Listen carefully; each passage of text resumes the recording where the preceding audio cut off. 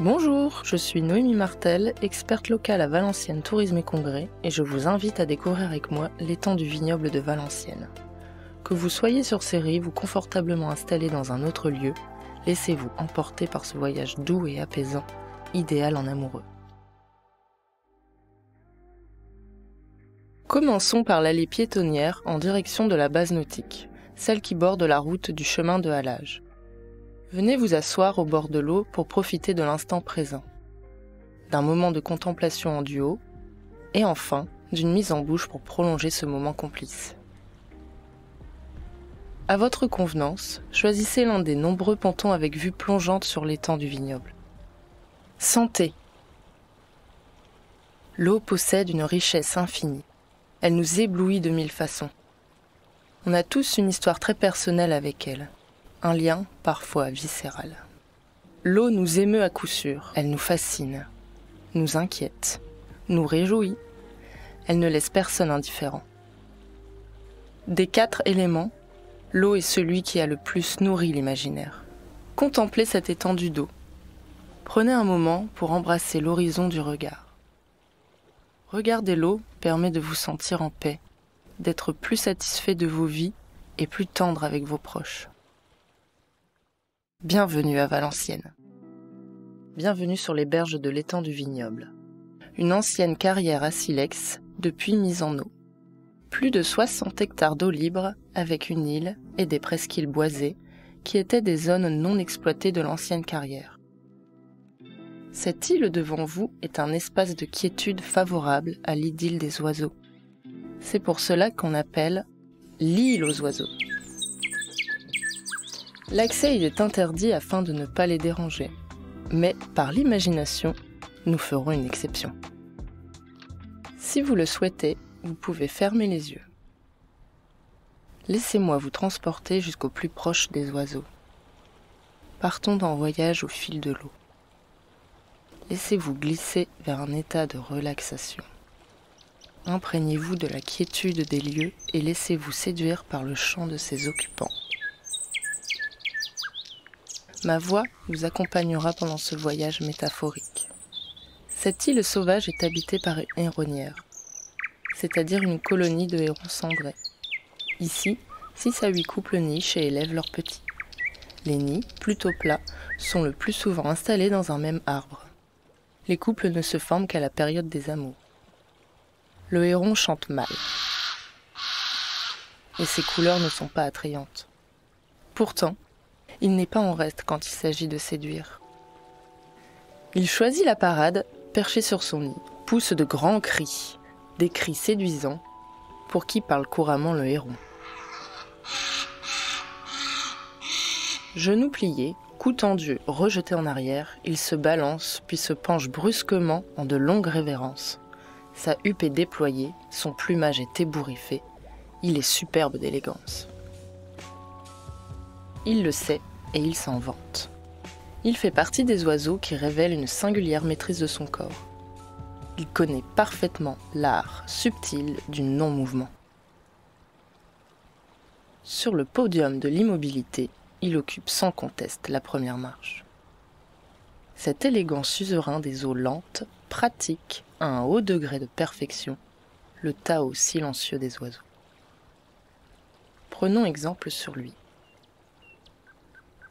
Prenons le temps de nous poser, de tranquillement fermer les yeux, de revenir aux sensations de votre corps et à votre respiration. Se mettre à l'écoute de son souffle aide à s'ancrer dans l'instant présent. Prenez le temps de ressentir votre respiration au niveau du ventre, au niveau du nez, de sentir le souffle de manière naturelle, sans la modifier, sans chercher à avoir une respiration idéale. Acceptez votre façon de respirer, simplement comme elle est. Quand vous inspirez, prenez l'énergie de la terre et faites-la monter jusqu'au-dessus de votre tête. Puis, expirez-la le long de votre colonne, jusque dans votre bassin, et lâchez vos pensées négatives, tout ce que vous ne voulez plus garder en vous. Fondez-vous davantage dans l'environnement. Ici, Les berges ont été remodelées afin d'obtenir différentes hauteurs d'eau. Cela favorise la diversité de plantes aquatiques, très appréciées par les poissons. La surface de l'eau est ensoleillée et se réchauffe plus vite. Comme les oiseaux de cette île du vignoble, vous aimez l'eau. Vous aimez, sur votre échine, sentir sa douce caresse. Vous aimez vous laisser porter par ses bras les soirs d'été. Vous aimez sa présence, silencieuse et rassurante. Tendez l'oreille. Un martin pêcheur y niche et pêche afin de nourrir sa dulcinée en plongeant dans les eaux calmes et peu profondes. Oui, tendez bien l'oreille, car on entend le martin pêcheur plus qu'on ne le voit. C'est en général à son cri perçant qu'on est averti de sa présence. Le plus souvent, ce que l'on voit de l'oiseau, c'est une flèche bleue qui file à toute vitesse au ras de l'eau, de toute la puissance de ses petites ailes vibrantes. La couleur bleue des parties supérieures se fond dans le ciel clair reflété par la surface de l'étang. Il y a de l'amour dans l'air.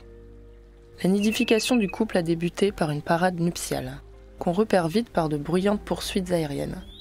Les deux partenaires volant tantôt au ras de l'eau, tantôt au-dessus de la cime des arbres riverains, mais toujours dans des endroits dégagés par nécessité. L'alliance est déjà conclue. La femelle a accepté le poisson que lui a offert le mâle. Ce dernier se tient devant elle, courbé en avant, cou tendu et aile tombante, le bec tenant le poisson présenté par la tête. Votre cœur est au repos. Ramenez votre conscience à l'instant présent. C'est le moyen le plus simple et le plus efficace d'atteindre un bonheur durable. Doucement, vous pouvez enfin ouvrir les yeux et revenir à notre réalité. Celle d'un ponton lové sur la rive est de l'étang du vignoble, une rive arborée et juste derrière, un grand fleuve, l'Escaut. Ici, entouré de remparts de verdure, votre amour est à l'abri. Vous pouvez vous enlacer ou simplement vous tenir la main. Trouvez la position la plus confortable pour profiter ensemble du moment présent et du paysage qui s'offre à vous. Sous vos yeux, l'étang du dos. Et à l'horizon, la rive ouest. Une zone verte au fourré dense, où plusieurs petites sources naissent à la base du coteau du vignoble et alimentent l'étang. Fascinant à contempler, les arbres nous montrent comment nous ancrer au moment présent. Chaque espace a son propre caractère. Sur la berge ouest, de vieux sols blancs et fragiles, dont certains sont couchés dans l'eau, constituent un paysage d'une qualité exceptionnelle. C'est au sol que nos plaines doivent surtout leur physionomie. Il a un aspect doux et presque mélancolique. Le vert plus pâle de son feuillage tranche avec celui des autres arbres. Cette teinte le fait reconnaître de loin.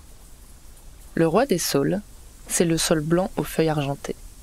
Il a un tronc robuste et une cime que les rayons du soleil baignent de lumière.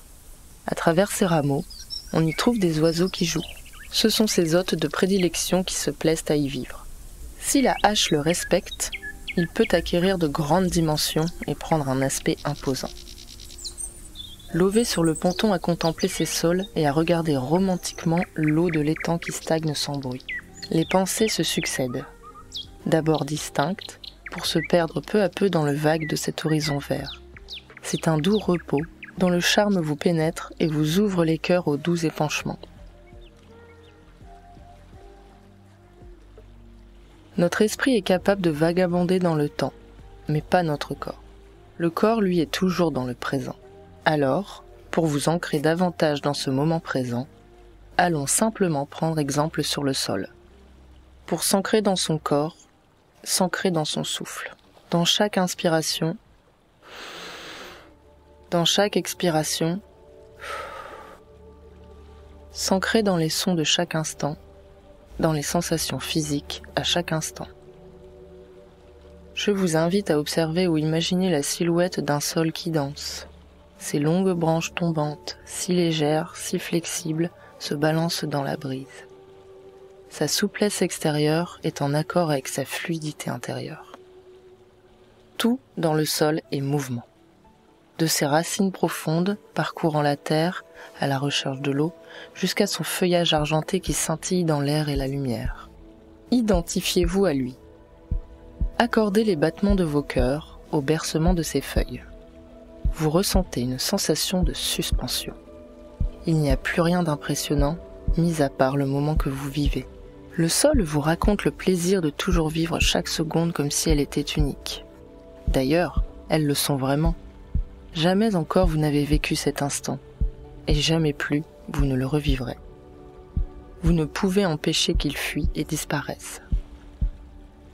Ce sol vous chuchote à l'oreille que vous pouvez décider de pleinement habiter ce moment, d'oublier un instant le rythme effréné de votre quotidien. De décider de pleinement habiter maintenant cet instant de Dolce Vita valenciennoise, de pleinement habiter chaque instant de votre vie, à commencer par celui-ci. Il vous parle de la merveilleuse capacité de notre esprit à faire des projets ou à songer au passé, mais aussi de la capacité à vivre pleinement le présent et tous les instants uniques qu'il nous offre.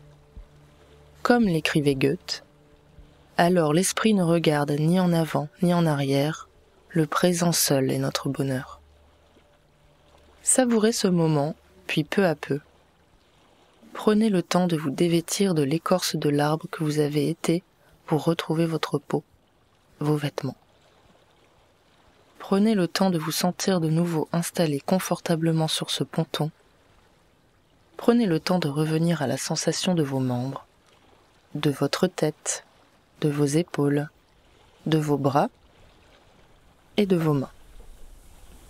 Parmi les arbres qui habillent votre horizon se trouve un vieux sol qui domine l'ensemble de sa hauteur. De son point culminant, il embrasse le paysage de vignes qui s'étendent derrière lui. Et il en a vu des vendanges au cours du quart de siècle passé. Impressionnant par sa taille, il se détache de ses congénères. C'est majestueusement qu'il contemple le travail des hommes au gré des saisons. Il y a Maxime, 23 ans, qui, tout comme ses collègues, a déjà pris possession de sa ligne de vigne, impatient à l'idée de récolter le fruit de son travail. À quelques centimètres de là, on y trouve son voisin Jackie, accroupi au pied de ses vignes à lui, le regard concentré. Ce qu'il aime, c'est être en contact avec la nature. Le sécateur dans une main, il cueille une grosse grappe de raisin, puis la pose délicatement au creux de sa paume. Certains grains sont abîmés. Il faut les enlever avant de mettre la grappe dans le seau. Les gestes sont précis et rodés, comme ceux des dentelières. Avec eux en hiver, c'est la danse de la taille autour du cep. C'est surtout une renaissance chaque printemps. Et puis, c'est la sieste de mûrissement l'été. Quand arrive l'automne, c'est le doux chant du vent qu'on entend à l'ombre du pressoir. C'est l'histoire au fil des saisons d'hommes et de femmes qui ont choisi ici une autre poésie du vin. C'est l'histoire d'un domaine ancien, attesté à Valenciennes depuis le Moyen-Âge, et qui a connu tour à tour ombre et lumière de l'histoire viticole. Enfin, l'histoire de vignes replantées ici au XXe siècle. Parmi les cuvées récoltées avec succès, il y a celle de la vallée des Cygnes, un rosé dénommé en référence à l'origine du nom de Valenciennes, le Val des Cygnes. Ce n'est pas un Bordeaux ni un Saint-Estèphe, tout du moins pas encore car les cépages valenciennois sont aujourd'hui essentiellement ceux de Bourgogne. Pinot noir pour le rouge et le rosé, et chardonnay pour le blanc. Si les vignes de Valenciennes donnaient autrefois une modeste boisson dont se contentaient nos bons moines, ricaner sur ces productions n'est plus de mise. Les vins sont travaillés ici avec l'aide de grands professionnels bourguignons et méritent d'être dégustés in vino veritas. Et cette vérité n'a sûrement pas fini de vous étonner. Le rosé de la vallée des Cygnes s'apprécie simplement, c'est-à-dire un plaisir sincère et spontané. Pas besoin d'être des experts. Décrivez votre ressenti avec vos propres mots. L'œnologie est avant tout une affaire de goût personnel, et tout le monde peut avoir un avis. Le vin peut se décrire avec des mots du quotidien, pas de chichi par ici. Dans l'émotion et dans le ressenti, vous aurez toujours raison et ne vous tromperez jamais. Si cette perspective vous a mis l'eau à la bouche, je vous invite à trinquer à votre duo. La dégustation d'un vin fait ici, et bu à ce même endroit, avec modération bien sûr, suscite toujours un véritable plaisir. Le vin, on le sait, présente des vertus euphorisantes, réconfortantes et même aphrodisiaques. Dans la mémoire de l'humanité, il demeure l'élixir qui s'est le plus prêté au jeu de l'amour. Et ce n'est pas un hasard. Les informations captées par votre nez emballent le cortex orbitofrontal droit de votre cerveau. celui du plaisir et des émotions, véhiculé ensuite par la dopamine, un neurotransmetteur qui gère vos émotions gourmandes au même titre que vos désirs amoureux. Depuis que le monde est monde, un proverbe connu dit « Sur cette machine ronde, le mensonge est un crédit ». Cette rage sans pareil a son remède ici-bas, dans le fond d'une bouteille. In vino veritas. In vino veritas, dans le vin, la vérité. Et si c'était le moment pour vous de voir la vie en rosé, de la vallée des cygnes de préférence? Place aux confidences amoureuses. C'est le moment de la déclaration sur le ponton. Racontez-vous ce qui se passe dans vos têtes d'amoureux. Restez concentrés sur l'essentiel. Par exemple, qu'est-ce qui vous fait chavirer chez l'autre? Si vous n'avez pas de bouteille de rosé de la vallée des cygnes, prévoyez d'en acheter une et revenez ici pour la déguster et regarder ensemble le soleil se coucher. En attendant, contentez-vous de l'ivresse de vos doux mots. Nous arrivons à la fin de notre voyage. Et oui, déjà. Je vous remercie chaleureusement pour ce temps que nous avons passé ensemble. Pour découvrir toutes les expériences à vivre à deux, je vous invite à découvrir notre site internet www.tourismevalenciennes.fr et particulièrement la rubrique En amoureux. Pour plus d'expériences auditives, ne ratez pas le parcours sonore Comté Sculpteur de lumière où nous suivons les pas du célèbre artiste Jean-Baptiste Carpeaux. Je tiens à remercier David Boucla qui a écrit le récit de notre voyage ainsi que toute l'équipe dévouée derrière les coulisses qui rend cette aventure possible. Ceci est un podcast de Valenciennes Tourisme et Congrès et réalisé par le studio Flamboyance.